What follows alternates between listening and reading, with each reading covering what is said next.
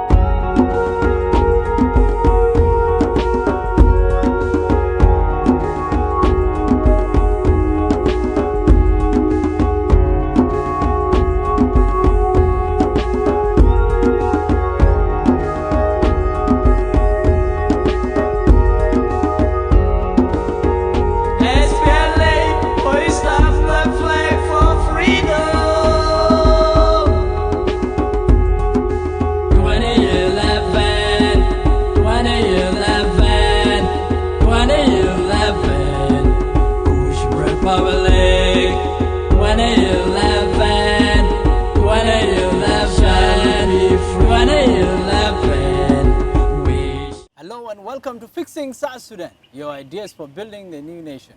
I am Deng, and with us for the show is Commissioner of Payuel, Jonglei State. He is here on the show for the first time to speak about his constituency, what is going on. He's a man who has been embedded with the people, knows the challenges of the people and the opportunity that exists in his area. Welcome to the show. How are you? Thank you. We are happy to welcome you to the show. We would like to know what is the situation in your constituency, what are the issues, what are the challenges, what are the opportunities that you are facing? Thank you, Mading, for the time.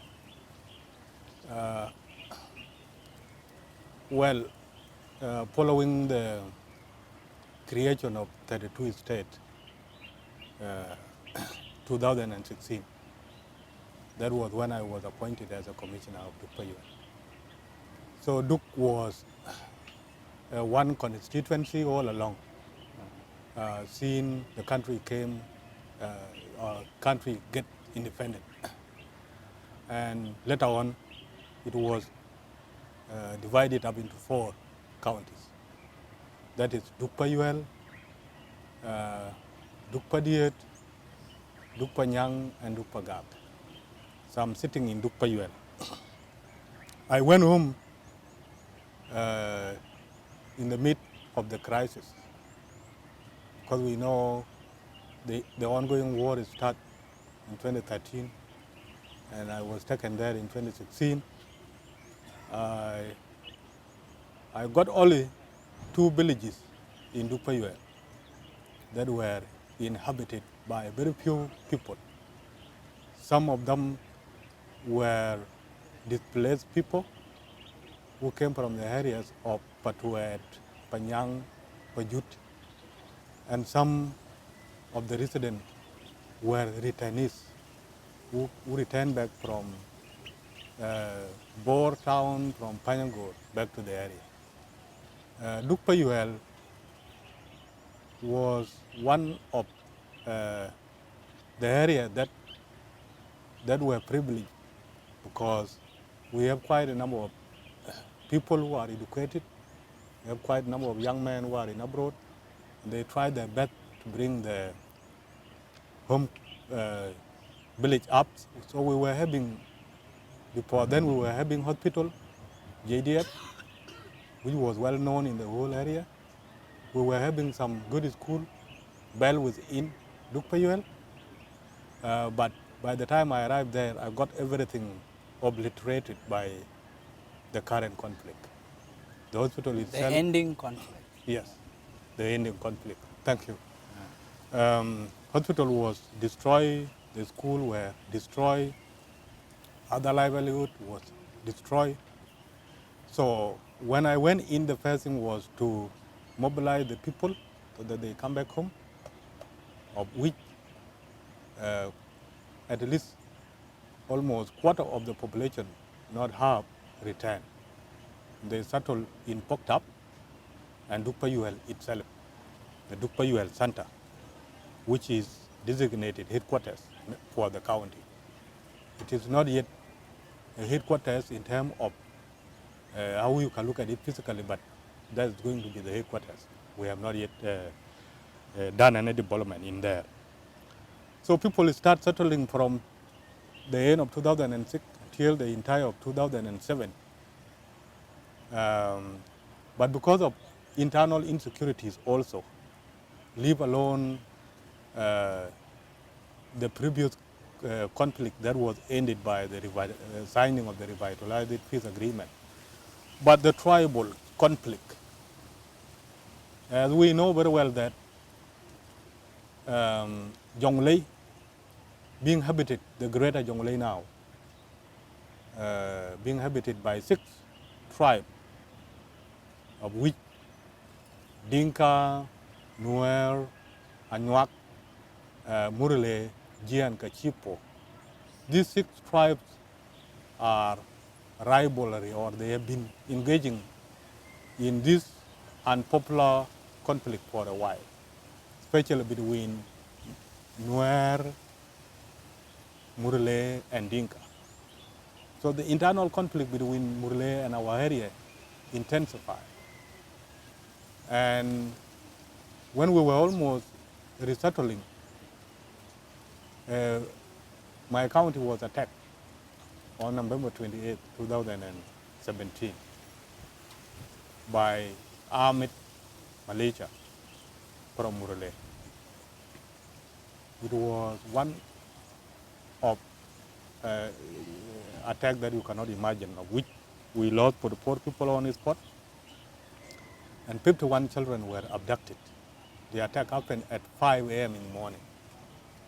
And that's why the scale of damages are so huge that way. They destroyed the houses were burned. So that pulled back the county again from a debunking into development. Some of the residents who returned back ran back again to the displaced camp. And we said, or the population said, no, we are not going anywhere. We have to resettle. So this can summarize the conflict we have in one way. Also within the same context of ethnic hostility, the Lao Nuer to the north were happened to be the stronghold of the IO. And sometime, especially before the peace was signed, we have a lot of insecurity coming in from the areas of the IO, whereby they ambush the movement on the roads, like the vehicle and even the people, caught they robbed, or sometimes they hijack cars. So this conflict also has been resisted, and good enough with the signature of the CPA, the recent revitalized peace agreement. Our situation, our relationship with Lao Nuer have gone back to normal for now. That's what I can say. Because between my people, or the people of Duk Payuel, and the Lao Nuer, or the entire people of Duk, they are related. They have interacted very much. They interact during the dry season when Lao Nuer come for water along the torch areas of Duk, and they interact during their activities at home. So they have intermarriage. So people are related in one way or another. So the hostility don't last long. It sometimes quell down quickly, comparative to the hostilities between Murle and that of people of Duk. Because for Murle it involves child abduction, raiding, destruction of properties, and killing of the people. So in general, challenges in Duk, we have many challenges. Let me put it this way. In this program, we talk of fixing South Sudan. And on the ground, that is precisely what you are trying to do at your scale. And how are you doing it? How easy is it? How difficult is it? Is it even doable? Being aware about the challenges in our area, being a tribal conflict, which is leading one of the challenges in terms of security, this bring down the entire sectors of development, because you cannot go for farming activities. You fear you will be killed. Your animals are always ready. Your children, you fear for them when they are going to the school. This ruins the entire social development in the area. Realizing this, what we are doing, especially myself, I champion a peaceful coexistence, especially between our brothers to the north, that is the Lao Nuer. We have done very well. Now we have achieved peace. People can move freely. And this came in with one incident in 2017 when Lao Nuer passed from between Duk and Gawer Nuer. They went to the Toch area for water in Gawer areas. Unfortunately, the entire population falls sick of cholera. And in my area, we have water points. We have water reservoirs, especially in Poktap. And when Lao Nuer thought of where to go for help, they thought about Poktap first. And they rushed in large numbers with the animal. They arrived in Poktap. When we saw them, for the first time since 2013, they have not been coming there. But we received them. And I raised an alarm to the state level. Thank God I was helped by the State Ministry of Health and plus some other agencies. They came in the area and they helped putting down the cholera outbreak. When Lao Nuer were coming from the area to Poktap, on the way they lost 75 people. To cholera? To cholera. But when they arrived in Poktap, no even a single person passed on. We managed them, and myself, the local traditional authorities, we talked to the youth and said, this 1 year was something different. If Lao Nuer has come in here for help, please put aside your differences and you should live in peace. They listened to us despite the fact that they were able to point out that so-and-so did this here, so-and-so was the one who was destroying this home. They were the one who set the houses on fire, all this. But we say no. Let's wait. The government is saying we should go into peace. And these people have come back to you. They listened to us. From that day, that was the starting of peace between the areas of Lao Nuer and areas of Duk. Later on, it was followed by a meeting of which the traditional authorities from the areas of Pieri, Motot, and areas of Payuel came in for a general meeting. And they met traditional authorities from Duk. And later on, the resolution, I took the resolution at the band level to the governor, and we had the 2017.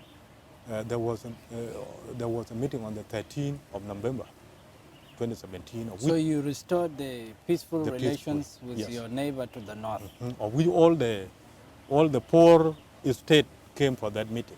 It started from there. So we restored the relationship.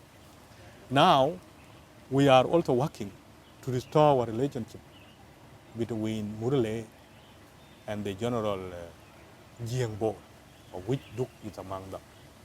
We have been engaging positively with Governor Yao Yao, and now some of the children that were taken in 2017 are coming back slowly. Just about 2 weeks, I received a little kit, sent to me through Governor Philip by David Yao Yao. So we are working on it to intensify our peaceful coexistence between those of Nanam and those of Duk, those of Twitch and those of Jonglei. So in a nutshell, for us to achieve or to overcome or to fix the state as you put it, it is to achieve peace among Southerners themselves. It is to reconcile the tribes. You begin from your neighbor tribes. We reconcile and we accept, or we must make them accept themselves as South Sudanese. That's what I always think about. So that people can go back to those days, especially when we were in the movement. South Sudanese were one, and they will always say we, South Sudanese. That we, the identity, the national we, is what has been lost in all this process. Now, let me ask you this question. When peace is made at the national level, it is projected. And the peace you are talking about, is it the signed peace, or is it peace of the neighbors, peace that is on the ground and at the grassroots, or both? Good question, but yeah, I think the peace I'm talking about is both. Why I say both? The problem is started at a national level from the senior politician. It goes down straight to the grassroots level. Do you know why? Simply, the political space that we have been engaging in as South Sudanese for a while up to now has been a kind of a politics that identify a leader of that community with their own group. And the grassroots level there will sit behind you, watching at you. The moment you have some issues at the national level with the national government, your people line up behind you. In another word, our grassroots believe in the people. They don't believe in the system. If Mr. Mading has been shaken in his position in the government, he is like the whole tribe has been shaken. Our man has a problem. And we should fix that problem by violence. So when it comes, that way it affects people at the grassroots level. But when it change up, it remain here. Tension remains at the grassroots. Will remain at the grassroots level until it has to be diffused either by the same leader or by some of other leaders. And this is where we come in here. We, the leaders who are very close to the grassroots level. We come to them and say, hey, what are you doing? There is already peace. The peace has been signed. On top. On top. Like all that I have been talking about shortly, I was using the previous peace that were failing, like the one that brought two leaders to Jupo. For the J1 clashes. For the J1 clashes. We have been telling them, we have been challenging the grassroots that the politicians are well up and they are moving together in Jupo. And what are you doing here? And you know very well that your life depends on one another. You share the same water point, you share the same market, you share the same social activities. Your daughter got married from that end, your maternal uncle are from that side.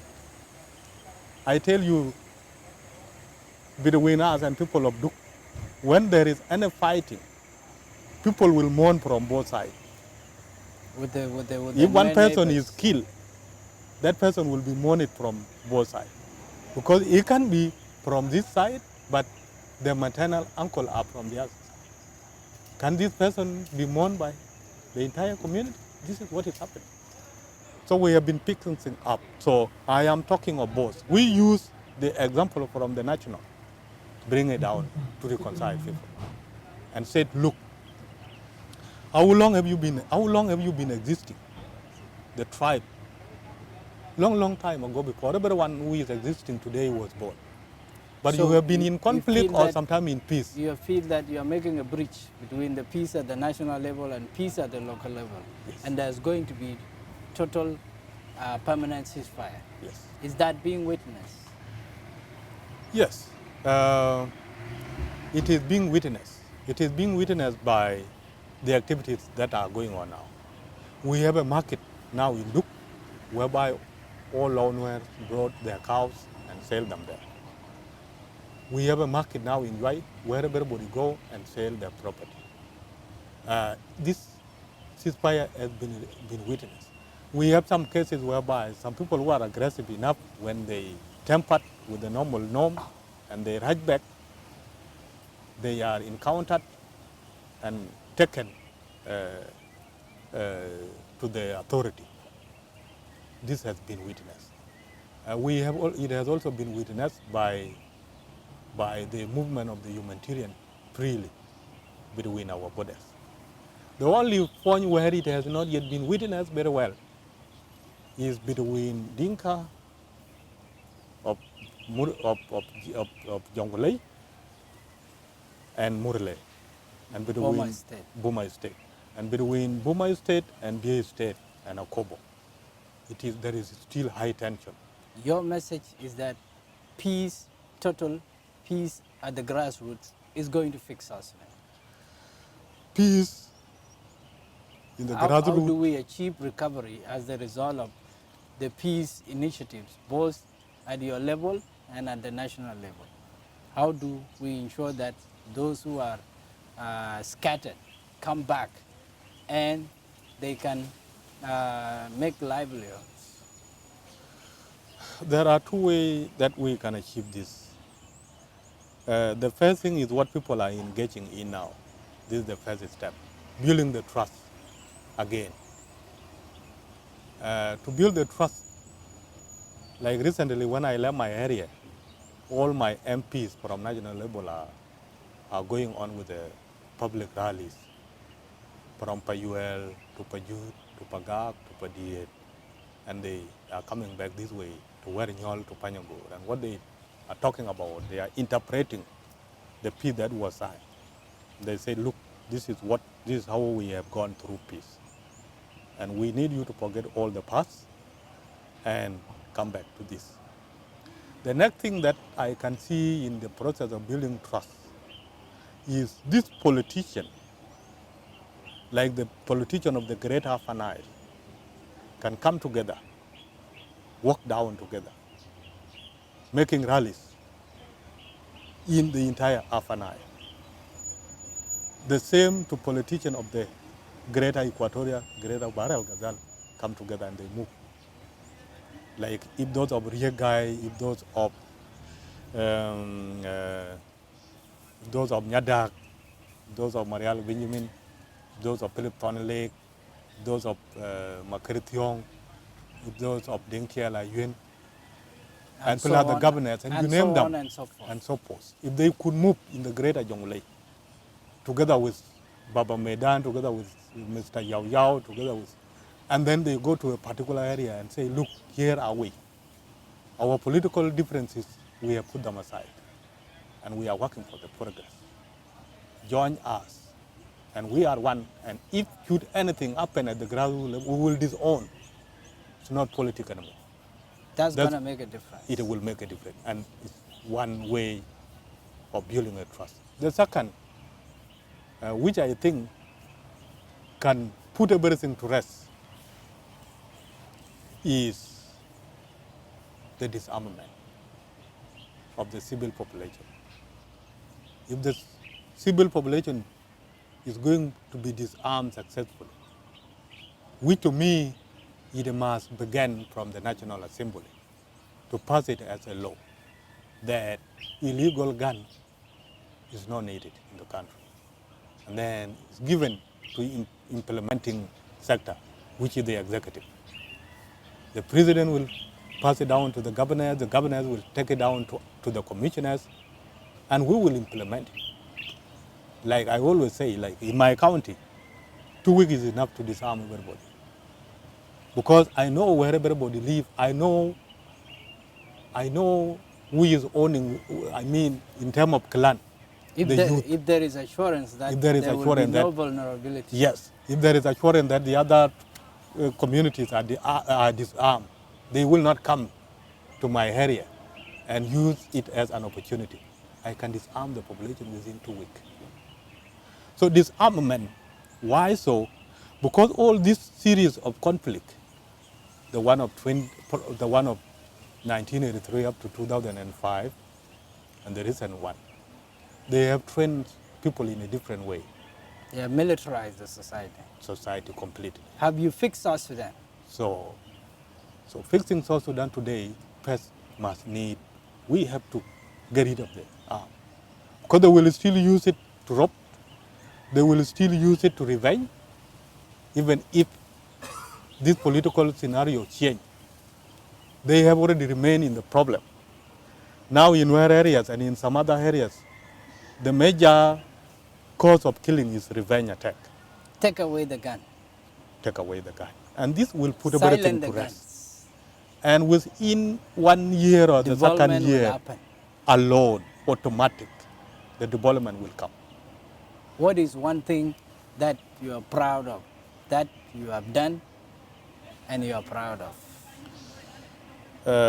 It is keeping those people peaceful until today.